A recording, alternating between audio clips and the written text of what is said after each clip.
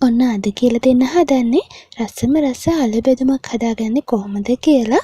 මේ විදිහට අල තෙම්පරාදුව දැම්මම නරක් වෙන්නේ නැහැ. ඒ හින්දාම අපිට බත් මුලකට උනත් බඳින්න පුළුවන්.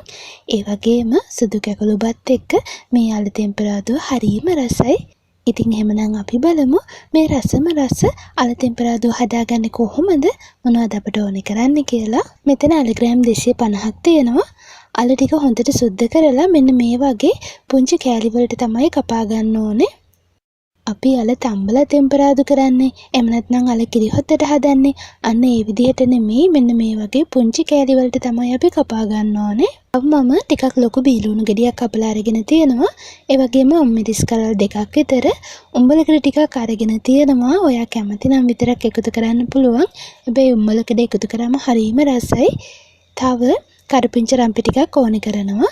එහෙමනම් අපි බලමු කොහොමද අල තෙම්පරාදුව හදාගන්නේ කියලා. මුලින්ම කෑලි කපාගත් අලයකට කහකුඩු ටිකක් දාගන්නවා. කහකුඩු තේ හැඳි භාගයක් වගේ ඇති. ඊළඟට අමුතුන පාකුඩු තේ හැඳි භාගයක් වගේ තමයි එකතු කරගන්නේ. ඊළඟට ලුණු කුඩු ටිකක් දාලා හොඳට මිශ්‍ර කරගමු. අල ටික පැත්තකින් තියලා අපි තෙල් ටිකක් රත් වෙන්න තියාගන්න ඕනේ. තෙල් එක හොඳට රත් වෙනකොට ලුණු එකතු කරගන්නවා මම. ඊළඟට කරපිංච රම්පේ මේ ටික දාලා ටිකක් වෙලා සුවඳ එනකන් තෙම්පරාදු කරගන්න. සාමාන්‍යයෙන් අඩු ගින්දරේ විනාඩියක් වගේ තෙම්පරාදු වුණාම ඇති. ඊළඟට අමු මිරිස් එක්ක උඹලකඩ ටික එකතු කරගන්නවා. අරන් තියාගත්ත අල ටික එකතු කරගමු. ඊළඟට මේ විදිහට හොඳට මිශ්‍ර කරගන්න. මේ අලවල තෙල් තැවරෙන විදිහට වතුර කෝප කාලක් වගේ එකතු කරගන්නවා. ඊළඟට අපි අල ටික තැම්බෙනකම් වහලා උයාගමු. ඉතින් අඩු ගින්දරේ විනාඩි 10කට වගේ පස්සේ අල පුංචි කෑලි කපලා තියෙන නිසා අල ටික හොඳට තැම්බිලා තියෙනවා. මම ගම්මිරිස් කුඩු ටිකක් එකතු කරගන්නවා. ඒත් එක්කම කෑලි මිරිස් ටිකක්. මුලදීම අපි කෑලි මිරිස් එකතු කරාම කෑලි මිරිස් වල තියෙන අර රසන රතු පාට ගතිය නැති වෙලා යනවා.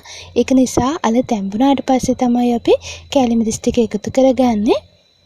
කෑලි මිරිස් එකතු කරලා විනාඩි 2ක් විතර මේ විදිහට හොඳට මිශ්‍ර කරන ගමන් අඩු ගින්දරේ තෙම්පරාදු කරගන්න.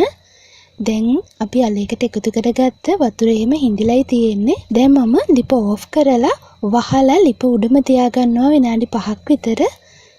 මේ තියෙන්නේ විනාඩි 5කට වගේ පස්සේ ඉස්ම ටික හොඳට හිඳිලා ඔන්න අපේ අල තෙම්පරාදුව හදාගෙන ඉවරයි. මේ විදිහට හදාගත්ත අල තෙම්පරාදුවක් බත් එකට බඳින්න හරිම රසයි. ඉතින් ඔයත් මේ විදිහට හදලා රස බලන්න. එහෙමනම් මේ වගේ අලුත් මලුත් වීඩියෝ එකකින් අපි ආයෙම හම්බ වෙමු.